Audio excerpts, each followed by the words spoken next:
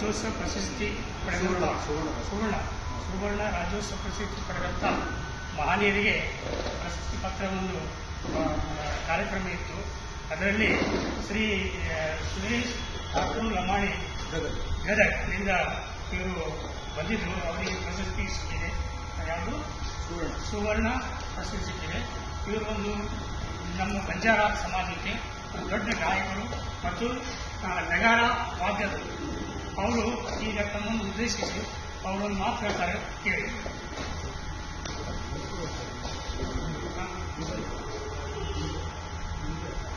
ನಾವು ಸುಮಾರು ಬಂಜಾರರು ಹೀಗೆ ಅಂತಲ್ಲ, ಕಲಾ ತಲಂತರದಿಂದ ಬಂದಂಥ ನಮ್ಮ ಅದು ಒಂದು ಕೊಡುಗೆ, ಹಿರಿಯರಿಂದ ಬಂದಂಥ ಕೊಡುಗೆ. ಆ ಕೊಡುಗೆಯನ್ನ ನಾವು ಬಳಸ್ತಾ ಇದ್ದೀವಿ. ಅದು ಸರ್ಕಾರದ ಗಮನಕ್ಕೆ ಹಾಗೆ ಬಂದಿದೆ ಅಂತ ಹೇಳಿದ್ರೆ, ಕೆಲವೊಂದು ಸಮಯದಲ್ಲಿ ಕನ್ನಡ ಮತ್ತು ಸಂಸ್ಕೃತಿ ಅಧ್ಯಯನ ಇರ್ಬೋದು, ನಮ್ಮ ಕನ್ನಡ ಉತ್ಸವ ಇರ್ಬೋದು, ನಮ್ಮ ಸುಮಾರು ಹಳ್ಳಿಗಳಲ್ಲಿ ಇರ್ಬೋದು, ಅವಾಗ ನಮ್ಮನ್ನು ಗುರುತಿಸ್ಕೊಂಡು ಏನಪ್ಪ ಇದೆಲ್ಲ ಮಾಡ್ತಾ ಇದೆಯಾ, ನಿನಗೆ ಸರ್ಟಿಫಿಕೇಟ್ ಎಲ್ಲ ಕೊಡ್ತೇವೆ, ನಿನಗೆ ಆಗ ಮಾಡ್ತೇವೆ, ಈಗ ಮಾಡ್ತೇವೆ ಅಂದರು. ಈಗ ಈ ರೀತಿ ಒಳಗೆ ಸರ್ಕಾರದಿಂದ ಬರುವಂತ ಯೋಜನೆಯಲ್ಲಿ ನಮಗೆ ಅದು ದೊರಕತ್ತೂ ಇಲ್ಲ, ಆ ಭಾವನೆ ಕೂಡ ನನ್ನಲ್ಲಿ ಇಲ್ಲ, ಆ ಭಾವನೆ ಕೂಡ ಇದ್ದಿದ್ದಿಲ್ಲ. ಆದ್ರೂ ಅದನ್ನು ಕಂಟಿನ್ಯೂ ಮಾಡುತ್ತಾ ಬಹಳ ಅಗಾಢವಾದ ವಿಷಯಗಳಿದೆ, ಇದ್ದಾವೆ. ಅದು ಅವನ್ನ ನಾವು ಹಬ್ಬ ಹರಿದಿನಗಳಲ್ಲಿ ನಮ್ಮದೇ ಆದಂತಹ ವಿಶೇಷತೆ ಇದೆ, ನಮ್ಮದೇ ಆದ ಒಂದು ಭಜನೆ ಕಾರ್ಯಕ್ರಮ ಇದೆ, ನಮ್ಮದೇ ಆದ ಪ್ರವಚನಗಳಿದ್ದಾವೆ, ನಮ್ಮದೇ ಆದ ಕೀರ್ತನೆಗಳಿದ್ದಾವೆ, ನಮ್ಮದೇ ಆದ ಕೆಲವು ತತ್ವಗಳನ್ನ ಬಳಸ್ತಾ ಇದ್ದೀವಿ. ಕೆಲವೊಂದು ನಮ್ಮದೇ ಆದ ಗಾದೆ ಮಾತುಗಳು ಕೂಡ ಇದ್ದಾವೆ.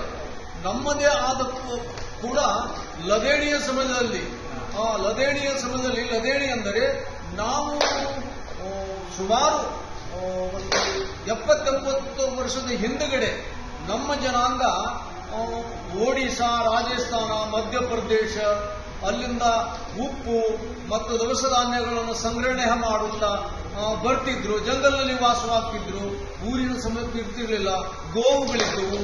ಆ ಗೋವಿಗಳಲ್ಲಿ ರಾತ್ರಿ ಸಮಯದಲ್ಲಿ ಅವರು ಹಾಡನ್ನ ಹಾಡ್ತಿದ್ರು.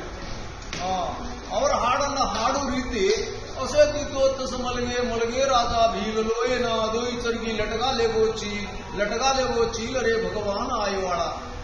ಚೀಲ್ ಅಂದ್ರೆ ಹದ್ದು, ಹದ್ದಿಗೆ ಯಾಕೆ ಹೋಲಿಕೆ ಮಾಡ್ತಿದ್ರು ಪದವನ್ನಂತೆ ಅಂದ್ರೆ, ನಾವು ಜಂಗಲ್ನಲ್ಲಿ ಬರುವಾಗ ಕಳ್ಳರ ಭಯ ಇತ್ತು, ಮತ್ತೆ ಇತರೆ ಭಯಗಳನ್ನ ಆನೆ, ಒಂಟೆ, ಸಿಂಹ ಅದರಲ್ಲಿ ಕಾಡಿನಲ್ಲಿ ವಾಸ ಆಗ್ತಾ ಎಲ್ಲರಿಗೂ ಪ್ರತಿಯೊಂದು ಸಮಾಜದವರಿಗೆ ದವಸ ಧಾನ್ಯವನ್ನು ಪೂರೈಕೆ ಮಾಡುವಂತಹ ಕರ್ತವ್ಯ ನಮ್ಮ ಬಂಜಾರನಲ್ಲಿ ಇತ್ತು. ಊರು ಕಟ್ಕೊಂಡಿರ್ತಿರ್ಲಿಲ್ಲ. ರಾಜಸ್ಥಾನ, ಮಧ್ಯಪ್ರದೇಶ ಇದು ನಮ್ಮ ದೇಶ ಅಂತ ಹೇಳಲ್ಲ, ಇಡೀ ಭಾರತದ ತುಂಬ ನಮ್ಮ ಇರುವಂತಹ ನಮ್ಮದು ಒಂದು ಸಮಾಜ. ಆ ಸಮಾಜದಲ್ಲಿ, ಆ ಬದುಕಿನಲ್ಲಿ ತಮ್ಮದೇ ಆದ ಒಂದು ವ್ಯವಸ್ಥೆಯನ್ನು ಬಂಜಾರರು ಜಾನಪದ ಸಾಹಿತ್ಯದಲ್ಲಿ ನಮ್ಮದೇ ಆದ ಭಾಷೆಯಲ್ಲಿ ಮಾಡಿದ್ದಾರೆ. ಸಾಕಷ್ಟು ಕವಿಗಳಿದ್ದಾವೆ, ಕಥೆಗಳಿದ್ದಾವೆ, ನಮ್ಮದೇ ಆದ ಪುರಾತನ ಹೋರಾಟಗಾರರಲ್ಲಿ ಕೂಡ ನಮ್ಮವರು ಕೂಡ ಇದ್ದಾರೆ, ಬಹಳ ಜನ ಇದ್ದಾರೆ. ಅವು ಕಥಾ ಕಾದಂಬರಿಯಲ್ಲಿ ಮತ್ತು ವಿಶಿಷ್ಟತೆಯಿಂದ ಈಗ ನೀವು ಸೇವಲಾದ ಬಗ್ಗೆ ಪಾಣಿಮೈ ಮಾಚಂಗಿ ರಚ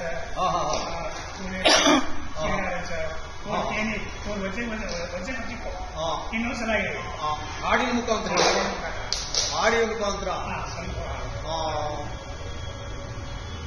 ಕಾಯ್ದೇನ ಸಮಧಾಯಿ ಒಳೋತನ ಕಾಯ್ದೇನ ಸಮಧಾರ ಮಾರರೆ ತನ ಡಗನಗ ಹಾಲ ಕಾಯ್ದೇನ ಸಮಧಾರ ಕಾಯ್ದೇನ ಸಮಧಾಯಿ ವಾಳೋ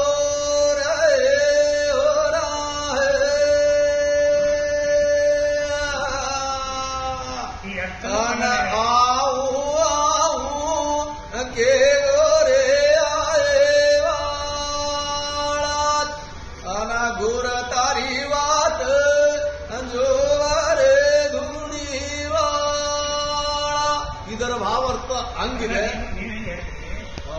ಅಲ್ಲಿ ಅದು ಹೇಳ್ತೀನಿ ಅದು ಅಟ್ ಹೇಳಿ ಅದು ತಮ್ಮದೇ ಆದ ಒಂದು ಭಾವಿಕತೆ ಅಲ್ಲ. ದೇವರಿಗೆ ಏನನ್ನ ಅರ್ಪಣೆ ಮಾಡಿದ್ರೆ ದೇವರು ಖುಷಿ ಆಗೋದು ಅನ್ನೋದರ ಬಗ್ಗೆ ಹಾಡನ್ನ ತತ್ವಜ್ಞಾನದೊಳಗ ಅದನ್ನ ಸೇನೆ ಒಳಗ ಹಾಡನ್ನು ಹಾಡಿ ಜನರಿಗೆ ಬೋಧನೆಯನ್ನ ಮಾಡ್ತಿದ್ರು ಬಲ್ಲವರು. ಅವಾಗ ಅದು ಏನಾಗ್ತಿತ್ತು, ನೀರಿನಲ್ಲಿ ಮೀನ, ಮೊಸಳೆ, ಇತರೆ ಪ್ರಾಣಿಗಳಿರ್ತಾವೆ. ಆ ಪ್ರಾಣಿಯೇ ಮೊದಲು ಸ್ನಾನವನ್ನು ಮಾಡಿತು. ಅದೇ ನೀರು ನಿನಗ ತಂದು ನಾನು ಹ್ಯಾಂಗ ಸ್ನಾನವನ್ನು ಮಾಡಿಸಲಿ ಅಂತ ಹಿರಿಯರಲ್ಲಿ ಆಲೋಚನೆಯನ್ನು ಅಡಗಿ ಅದನ್ನು ನಾನು ನಿನಗೆ ಸ್ನಾನವನ್ನ ಮಾಡಿಸ್ಲಿಕ್ಕೆ ಆಗುವುದಿಲ್ಲ. ನೀರು ಎಂದಲಾಗೋಯ್ತು, ಮಡೆ ಆಗಲಿಲ್ಲ. ಅದು ಮುಂಚಿತವಾಗಿಯೇ ಪ್ರಾಣಿಗಳು ಸ್ನಾನವನ್ನ ಮಾಡಿದವು. ಆ ನಂತರದಲ್ಲಿ ನಾನು ನಿಮಗೆ ಹಾಲಿನ ಅಭಿಷೇಕವನ್ನು ಮಾಡಲೇ ಅಂತ ಮನಸ್ಸಾಯಿತು. ಆಗ ಅವರು ಹಾಲನ್ನ ಹಿಂಡ್ಲಿಕ್ಕೆ ಹೋಗ್ತಾರೆ. ಹಾಲನ್ನು ಹಿಂಡುವಾಗ, ಕರುವನ್ನು ಬಿಟ್ಟಾಗ ಕೆಚ್ಚಲಲ್ಲಿ ಇದ್ದಂತ ಹಾಲನ್ನು ಸೇವಿಸಿದಾಗ ಪುನಃ ಮತ್ತೆ ಹಾಲು ಬರ್ತದೆ. ಅದು ಹಾಲು ಕೂಡ ಎಂಜಲಾಗಿ ಹೋಯಿತು. ಕರು ಮೊದಲೇ ಅದನ್ನು ಕುಡಿತು, ಅದನ್ನೇ ಸೇವಿಸಿತು. ಆ ಹಾಲನ್ನ ನಾನು ನಿಮಗೆ ಹೇಗೆ ಅರ್ಪಣೆ ಮಾಡಲಿ ಅಂತ ದೇವರಲ್ಲಿ ಬೀಳ್ತಾ ಇದ್ರು.